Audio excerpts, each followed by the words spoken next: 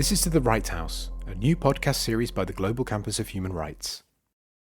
From skepticism to hope, from utopia to empathy, we discuss human rights, riding waves, but also signalling where the light is.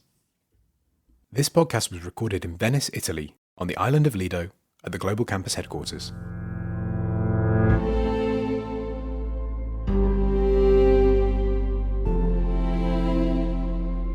Hello out there.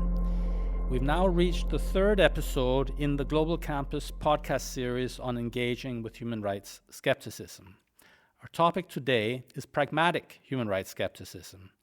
To explore this, I'm joined by two eminent human rights experts. Professor Paul Grady, Director of the Centre for Applied Human Rights at the University of York, United Kingdom. Paul has worked extensively with Amnesty International in Africa and Asia, and is, in his numerous publications, consistently focused on the practical implementation of human rights and on human rights challenges in the new millennium. An additional key point of interest for Paul Grady is human rights cities. Koen de Vete is Professor of Public International Law and spokesperson of the Research Group on Law and Development at the University of Antwerp, Belgium. Koen serves as member of the United Nations Expert Mechanism on the Right to Development, a long-standing research interest of particular relevance in our present context is on the local relevance of human rights. I am George Ulrich, Academic Director of the Global Campus of Human Rights and host of the podcast series. First, a few words about today's topic. As opposed to other expressions of human rights skepticism, for example, skepticism based on the premise of cultural relativism, what we call pragmatic skepticism does not take issue with the very idea or desirability of universal human rights. Rather, it is characterized by a critical assessment of their practical application and is typically linked with the claim that human rights are excessively idealistic, not practical, not realistic. This point of view was vividly impressed on me early in my own career in the late 1990s when I was sent by the Danish Center for Human Rights to Dar es Salaam to engage with the Tanzania Law Reform Commission about bringing national legislation into conformity with international human rights standards and obligations. In informal conversations with members of the commission, I was told that we would love to share in the social and legal protections that you enjoy in the affluent, protected, homogeneous, and well-functioning Scandinavian countries. But this is not realistic for the time being. Human rights, as defined by the international community, are a luxury that we cannot afford or cannot yet afford. We need instead to focus on national security matters, on combating crime, ensuring social stability, and on the need to develop the economy. For this, we require stronger, more effective, perhaps more draconian legal provisions. But as society hopefully develops, we can gradually turn our attention to human rights and similar niceties. It should be noted that pragmatic skepticism of this type is prevalent in all parts of the world. For example, in relation to security concerns, which are widely invoked to override human rights considerations in the name of securitization. But the issue is somehow more charged when presented by representatives of the Global South as a matter of unwelcome foreign interference in domestic affairs, and possibly as a deliberate means of suppressing developing countries in their economic growth and prosperity. A related expression of human rights skepticism is based on charges of vested interests, unequal treatment, hypocrisy, and double standards in the enforcement and implementation of human rights. I suggest that we save this issue, this particular perspective, for the latter part of our debate and begin with the question of human rights as an unaffordable luxury. Does this line of argument have any merit at all, and how to respond to it? Paul, I'd invite you to begin by sharing your views on this question. Thanks, George, and thank you for inviting me to take part in this podcast. I'm actually going to start from a slightly different direction, a position in the global north, talking about our work on York as a human rights city. York is a medium-sized, middle-class town in the north of England. And in 2017, we became the UK's first human rights city. At the time when we declared as a human rights city, we had the support of all the main political parties in the city, most civil society actors, religious groups, and so on. So we'd marshaled significant support across the city over a 6-year campaign. And we'd worked within the context of a decade of austerity, debates around Brexit, of course, in the UK. Most recently, we've had to work within the context of COVID-19. So a very difficult national context for talking about human rights, where the Human Rights Act, which is the European Human Rights Convention incorporated into UK law, had become very polarizing within UK political culture and media. But I think we've had to face what this podcast talks about as pragmatic skepticism really all along in the work that we've done here in one guise or another. So, for example, when we first started the work, there was a real perception we got from local government, but also from people in the city, that human rights are not relevant in a context like York, that human rights apply only to particular categories of people, prisoners, refugees, and so on, or to faraway places, that in a relatively comfortable city like ours, that human rights were also seen as applying to extreme events. I suppose that's the other thing I should mention, that human rights really weren't relevant. And that in order to make the case that they were relevant, whether that be economically or in relation to security or on other grounds, we had to enter into a debate. We had to win an argument that couldn't be won purely on legal or moral grounds. The Human Rights Act applies to local government in the UK, but knowledge of the Act was almost non-existent. And simply to say that this is a legal obligation took us a very, very small distance in terms of winning that debate. What we had to engage with is issues around implementation and evidence, and a broader question of justification of human rights that went beyond a kind of proclamation of human rights as inherently and necessarily good. Let me stop there, George. I think that's a fair introduction of what I wanted to talk about. Yes. Thank you, Paul. I find this very interesting. I think the challenge, or part of the challenge as I see it, is a question of reconciling competing societal objectives, whether it's security objectives and human rights, or economic development objectives and human rights, or public health objectives and human rights, or whatever it might be. And if I take your point, if I understand what you're saying correctly, I think part of what you're suggesting is that cannot be done just in general terms in theory. That's something that has to be done hands-on in practice all the time, in a certain sense. That it's a challenge that's never finished, never ending, but a very pragmatic challenge. That's how I hear you, at least, and I really think that's important also in the context of development cooperation. But Koen, maybe you would you step in from your point of view.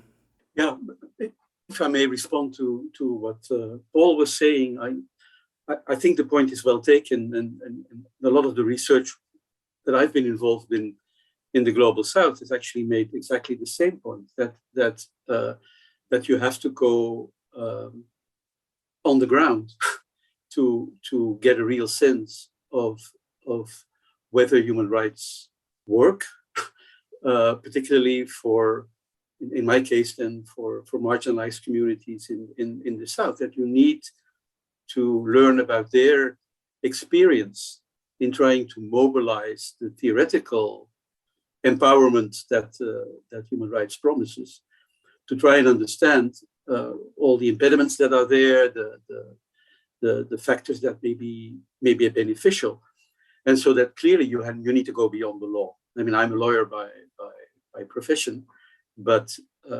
in order to understand whether the law can work or whether the law can be a solution, you really have to go down and get the experiences of the communities that are trying to invoke human rights. So although the context is very different, I think the two experiences would reinforce each other. To go back to your original question, and of course the sort of the reality check of human rights. I mean, there has been quite some research, for instance, by Olivier de Schutter, who's now the Special Rapporteur in the UN on extreme poverty, to show that, you know, particularly in least developed countries, if you start from what would be a reasonable taxation level on the society, which would result in the budget that the government would have, that budget would probably not be sufficient in some of the least developed countries to even comply with the core obligations of economic, social, and cultural rights under the Covenant on EEC rights, or what you would need to really ensure civil and political rights. Which is why he's made the argument that a global fund for social protection, for instance, should be established to assist countries that can reasonably, in a scientific way, acceptable way, demonstrate that they cannot domestically find resources that are necessary to even protect minimum level, on the assumption that the political will, even if on the assumption that the political will of a government would exist, which might, of course, also be very problematic. And we know that there's issues of corruption in many of these countries as well. But even in an ideal scenario where you would have a goodwill government that takes a really positive view and takes its commitment seriously on human rights, that it may be a problem. And so I think, you know, the Article 1 of the Universal Declaration of Human Rights starts with all human beings are born free and equal in dignity and rights. But sometimes I think it ends immediately after your birth, right? Because that's when the equality ends. Because you're born into a situation, in vastly different situations, where and it's not only about maternal mortality rates, but it's also the conditions of the hospitals, and not all of that, I think, is a consequence of lack of political will. It's also a consequence of real global inequality and inequality within countries. Mm-hmm. So I think there is some merit to the argument. Thank you.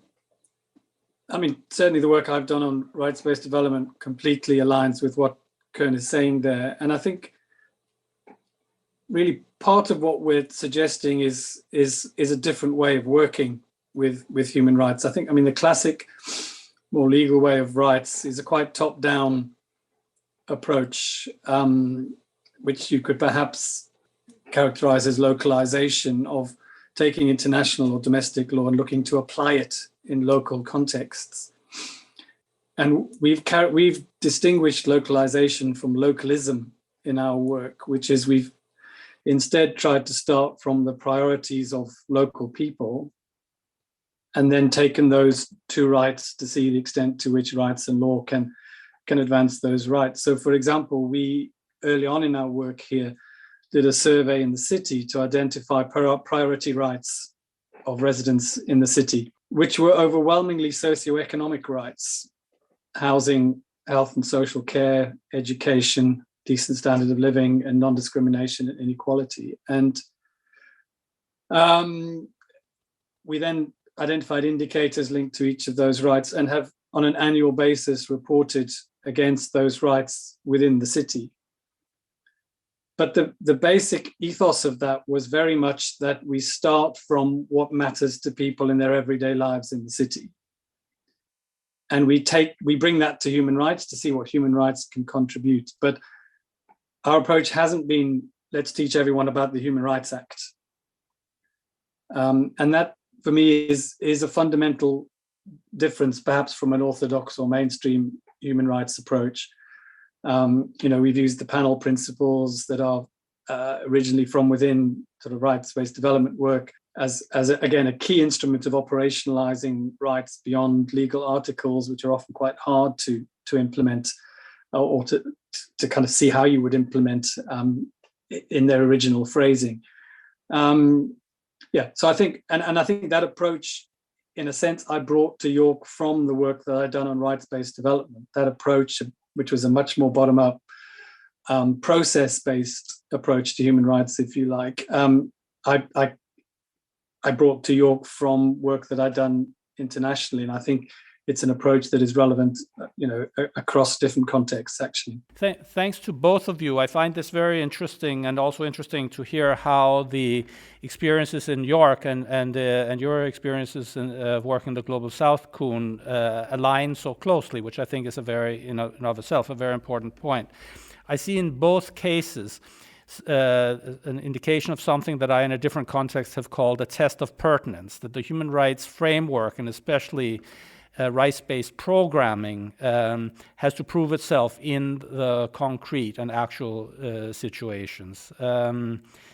I think it's very interesting, Kuhn, also that you're saying that in many parts of the world, in the framework of global inequality, there simply has to be an international commitment that supplements the commitment that's taken at national level. And I think this is a very important and meaningful point. It doesn't completely address the counter narrative, let's say, where you might have people who say we can do better with a non-human rights-based approach to development, that we can actually be more effective in our development by relaxing the constraints that are imposed on us by a human rights framework, that we can deliver better the local expectations, or meet local expectations more effectively if we set aside at least some of our human rights commitments. How do you respond to that kind of argument? You could say on the geopolitical arena that to some degree China is advocating a non-human rights-based development paradigm, and it has to be taken seriously. Yeah, I think China now calls it the development approach to human rights as a counter narrative to the human rights approach to development. They've sort of reversed the formula, and they're saying that their Silk Road project is exactly that, right? No conditionalities in terms of human rights, for instance, but just funding for infrastructure, and that is for them an element of progress towards the realization of human rights somewhere at the end of the road, perhaps. I'm not very sympathetic to the argument. For different reasons. I mean, it sort of goes back to the old division between development and human rights, right? To say that they are separate things, and I don't believe that. And I think in the UN, at least, we've sort of moved beyond that, and to say that human rights are an integral part of development.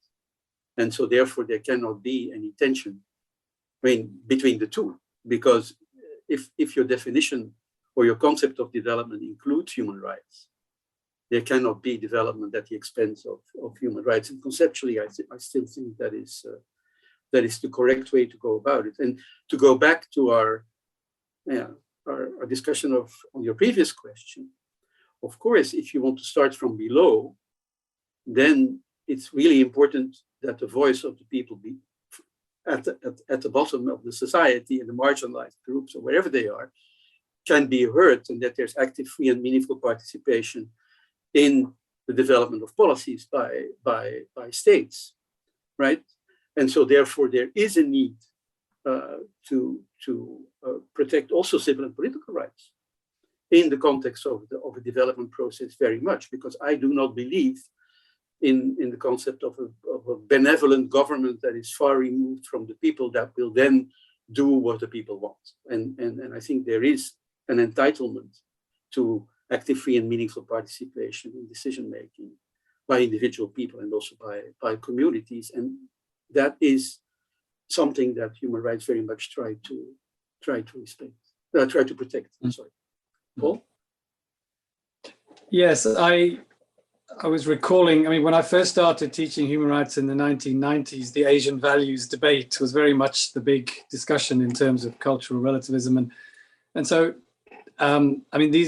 these arguments are not new, are they? They've been around for a very long time in one guise or another, that, essentially development comes first and then rights can come later. And I'm not sure the evidence base for that is particularly strong. But also, as you say, I think if you believe in a particular approach to accountability, to development rather, which includes participation, but also things like accountability, it's impossible to envisage those without civil and political rights as well, isn't it?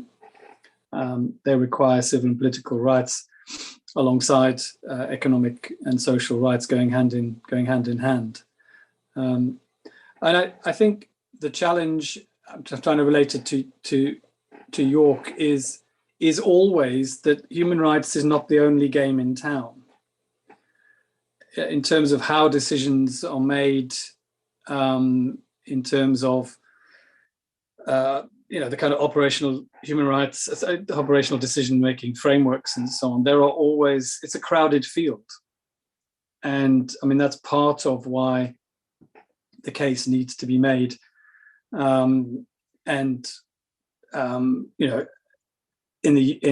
York at the moment, York is, it's a free trade city. There's SDGs, there's stuff around the environment, there's economic policy frameworks, there's all kinds of things. And so part of what policymakers are wanting to know is, where does human rights fit, and how does it add value? I think those are the two questions. How does it fit within the existing decision-making frameworks that we've got? And what's the value added? What's it going to do for us that's not already done by existing frameworks? Yes, Paul, I take your point absolutely. I'm just curious, do you have examples of when you feel the human rights framework has little to add, so to say, that the synergies between human rights and the realization of other policy objectives are more questionable, where you may be inclined to focus predominantly, and that could be on public health, it could be on, in years past, I was also quite interested in the whole issue of population control, for example, and there would be people in that field who would question whether a human rights-based approach to population control was really effective. Now you could say maybe the same about certain environmental policies. Are there times when the frictions are sort of so significant that they require some form of recalibration of approach?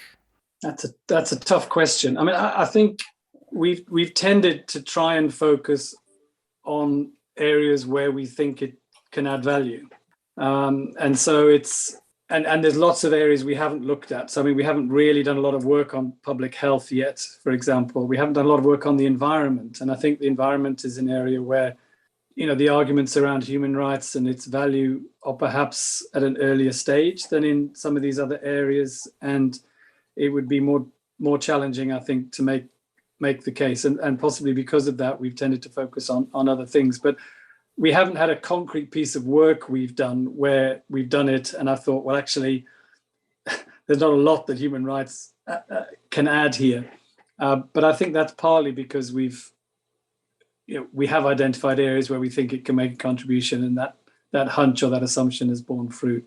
We've lost arguments. I can certainly talk about areas where, we've had a very recent one where rights has come right into collision with security concerns, and we lost the argument.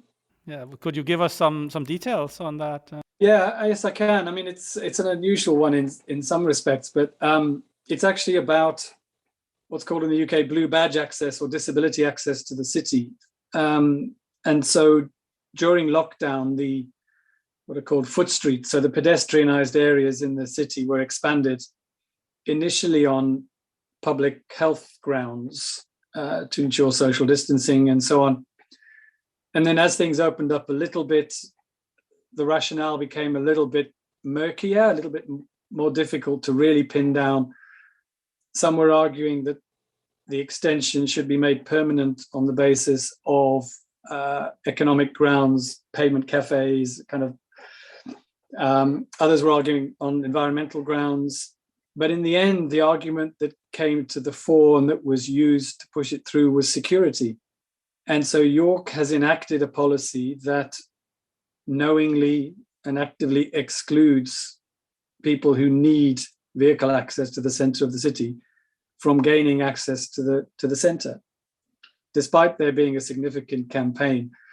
And in the end, the chief grounds for that was York is a tourist centre. Lots of people come here. There's lots of students and young people as well from around the world, as well as residents, of course. And the argument that York was a significant security threat won the day in the council over a kind of inclusive city centre that would allow access to all residents, including some of the most marginalised. So, and we fought that all the way, as did the disability groups. But to date, I mean, the decision was taken, the campaign goes on, but as it stands, a category of people who need vehicles to access the city centre, shops and facilities there will not be able to access the city centre.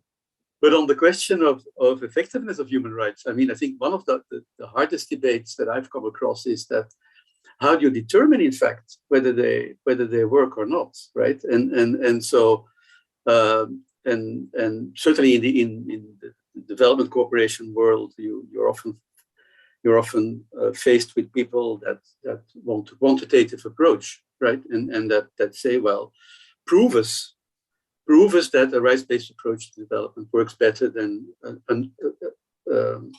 policy that would not be based on human rights. And that brings in the whole debate about indicators and all the work that has been done in that area to try and in a way adopt that type of methodology to also show that human rights can work, right? And I'm certainly not an expert in that area. I mean, what we've tried to do in our research is again, because we wanted to come from below, in a sense, is to ask the communities that were invoking human rights whether they thought it had worked. So not taking the sort of more economic approach of showing results that can be quantified, but asking them after having attempted or having invoked human rights and after the results for them were available, to ask basically whether they were satisfied and whether they would do it again, or whether they were disappointed with the human rights appeal and would not use the instrument in the future anymore, right? But in the world of development cooperation, that is not an approach that is generally accepted, because they're very much result oriented. Also, often because development administrations are under pressure from their own societies to prove that they're effective, because they're working with taxpayer money. So you have to prove that the money that you spend is better spent when you take a human rights approach or not. And that's it's not always easy to make that crystal clear. Interesting. Does it help you in redesigning projects? I mean, can you go from a sense of limited success or even failures to identifying how projects could be redesigned to become more relevant in a local context? Well, I can't tell from experience, right? So I think, for me, the first step is at least to ask the question and to check what the perceptions were within these communities. And I think that will help, or should help, in the second stage or the third stage of a project. I mean, definitely, I think that's the case. But I can't give you from my own experience, but they may exist, I don't know, sort of a wonderful example that proves it. Maybe Paul, from your experience in New York, no?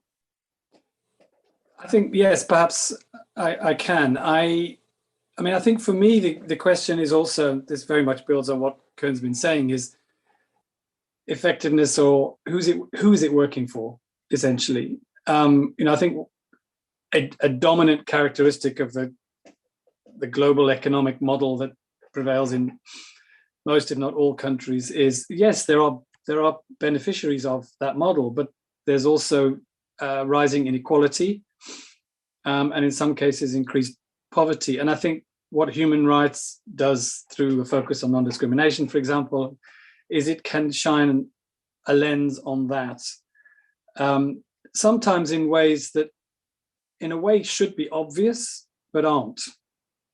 So we did some work here with a group of young people who in the UK are called NEETs, so those who are not in employment, education, or training. So young people who have fallen outside really of the prevailing systems. And York had a higher number than the national average and higher than compared to cities. And so we did some research on that group in the city. Perhaps unsurprising, there was a lot of activity going on trying to support this group, but no one had talked to them.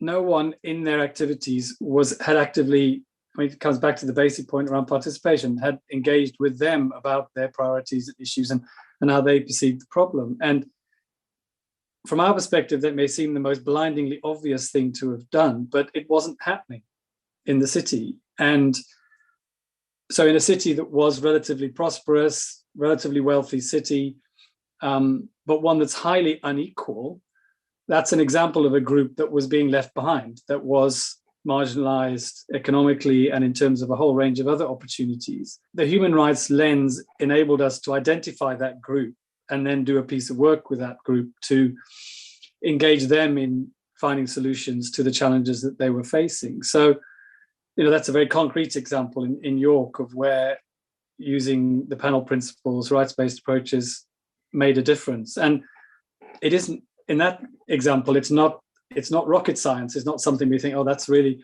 but it wasn't happening.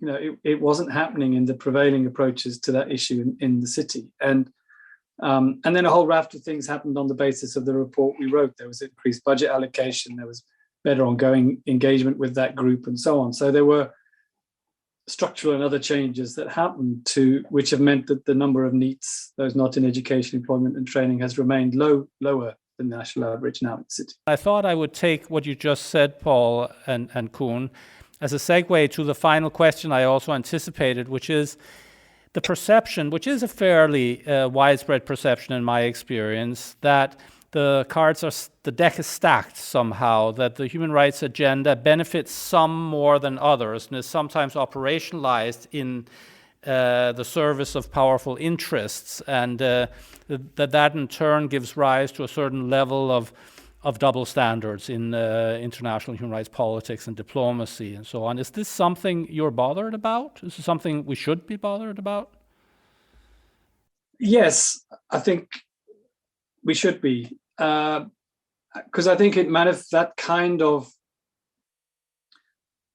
I suppose it feeds into a broader critique of human rights as being somewhat elitist, remote from people's everyday concerns and so on. And I think, there are examples of that. One is, I think the difference in approach that we've talked about in the context of this podcast, that the top-down, quite legalistic approach to human rights that assumes that if you teach people their rights, they'll act accordingly, is not one that, in my experience, both internationally and here, that works outside of the human rights bubble terribly effectively. It's one that I think when you're talking with highly educated or like-minded people can seem very persuasive, but I found in York, in early public meetings we did here, that I needed to talk about human rights in a very different way.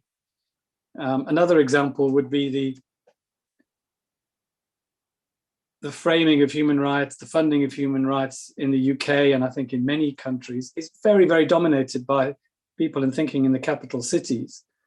We're constantly being told about NGOs in London who are being funded to do local work around the country when they have no connections or branches in those areas. And that,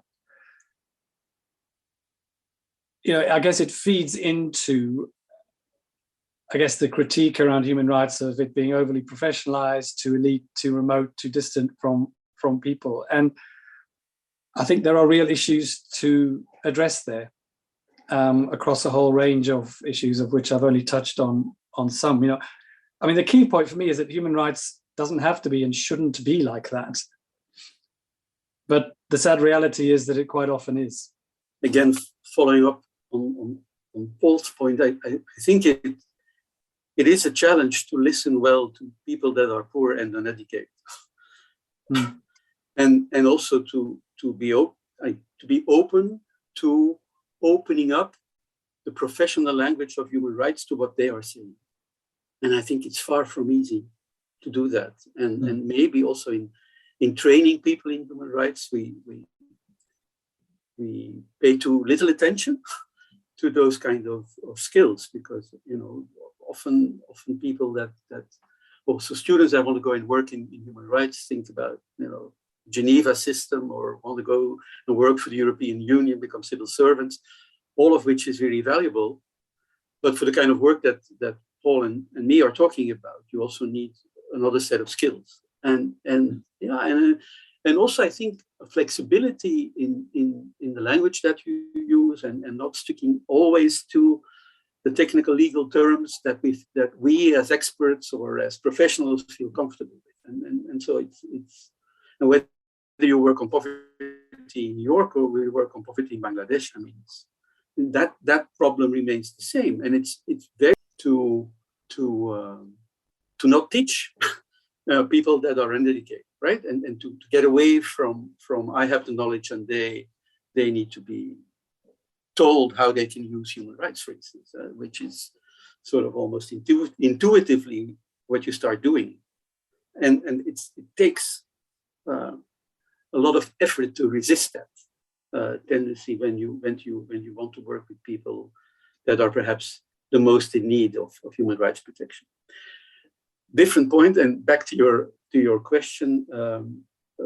Of course, in the work that I now do on the right to development in the UN, the argument of the selective use of human rights comes up all the time. And I mean, I can't. I'm not a voice from the global South, but for instance, the criticism of the rights-based approach to development as it's used by the EU or by the US or by the developed countries is very often that it is perceived of as an instrument of foreign policy, right? And so that it's full of choices that donor governments, well, now we have to call them partners, but donor governments make choices that donor governments make, both in terms of the issues that they prioritize within human rights, in terms of the countries they wish to work with or not.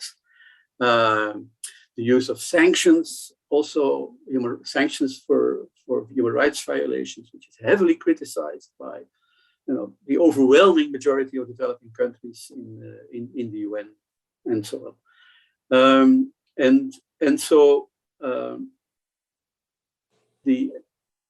again, I think we have to acknowledge that, for instance, in the rights-based approach to development aid, it is, I mean, one of the reasons why there is resistance against the right to development is because that speaks about a duty of cooperation in order to address inequality, while the rights-based approach to development aid is really sort of a best practice within development aid, but development aid remains a sovereign decision by the country that is providing the aid. I just did a consultancy for the Belgian Development Corporation on the integration of human rights into their new development cooperation policy with Palestine. They're starting a new 5 years cooperation program. And it's clear that there's, and of course, this is a very politicized issue, the whole issue of the occupied territories and the role of Israel and Hamas and the Palestinian Authority, which doesn't necessarily have a wonderful human rights record either. But from doing that exercise, you can see that and I was working with the technical branch of the development cooperation in Belgium, not the political side, but the people that need to prepare technically the portfolio that they're going to propose to the Minister of Development Cooperation. And you feel the political pressure all the time, right, on the choices that are made. That doesn't mean that the human rights interventions that in the end get decided are wrong or could not be useful, but they're also selected on the basis of the political pressure that the Belgian government feels from the international community, from the EU, the different political parties in Belgium that have different positions on how to deal with the relationship between Israel and Palestine, and all of that gets translated into the human rights interventions that will be made in Palestine through Belgian ODA in the next 5 years. That's a factual assessment, right? And I think that happens very often, and maybe this is Palestine is, of course, a very sensitive issue in terms of the politics, but even in less sensitive relationships, I think some of that happens. And developing countries know that, and they're very much aware of that. And this is also, that creates a degree of resentment against this rights-based approach to development. And then obviously always the colonial history comes up as well, right? They've seen all of this before, is often the argument. We've seen this doing you in the previous generations as well. And that then becomes a really emotional debate. Doesn't mean we shouldn't try, but we have to acknowledge that problem is there and try to tackle it as best as we can. Yeah, thank you, Koen. Paul, I don't know, do you have any just final thoughts you'd like to share as we before we wrap up? I think just on that, the issue of inconsistency, I mean, we've not talked a lot explicitly about sort of politics and power. And, inevitably, human rights becomes refracted through those lenses.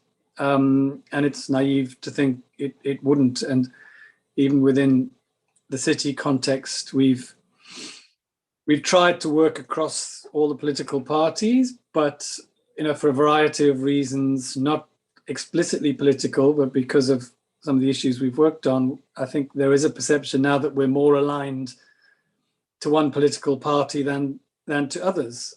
And that can be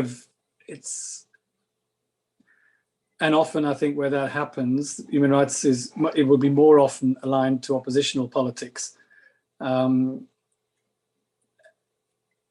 But it's hard for me to see how that's avoidable sometimes, frankly. But it does lead to the perception and sometimes the reality of inconsistency, of not seeming to be the same thing to all people, and privileging certain groups over others. And yeah, I mean, there's a range of ways that can happen, but politics and power is one key or two key vectors, aren't they?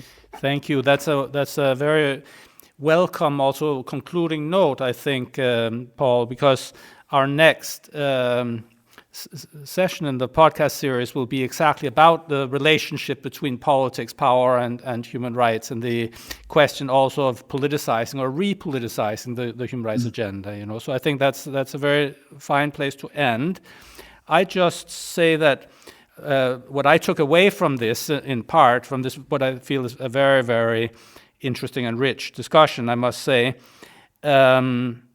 is that the package of issues that we've somehow bundled together under the label pragmatic skepticism are very relevant and present in human rights work at all levels, in all parts of the world. And not surprisingly, pragmatic doubts or pragmatic questions require pragmatic solutions. And I think a lot of what you talked about was how these are challenges that need to be dealt with in a nitty-gritty way, on the ground, bottom up, and in interactive engagements.